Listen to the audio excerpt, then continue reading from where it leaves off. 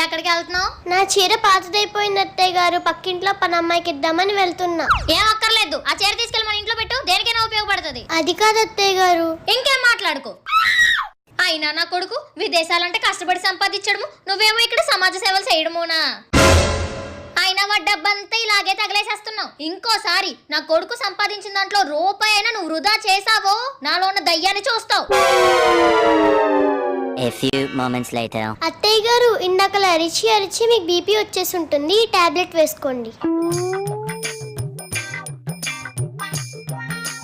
అవునే పిల్ల, మొన్న నేను బీపీ టాబ్లెట్ల కోసం ఎదిగితే నాకు కనిపించలేదు, నీకెక్కడ కనిపించాయి? ఆ టాబ్లెట్లు ఎక్స్పైర్ అయిపోయాయని పక్కన పడేసాను అత్తయ్య గారు. మరి ఎక్స్పైర్ అయినవి నాకెందుకు ఇచ్చావే? మీరే కదా అత్తయ్య గారు మీ అబ్బాయి సంపాదించిన ఒక్క రూపాయి కూడా వృధా అవ్వకూడదన్నారు, అందుకే మీకు ఇచ్చాను.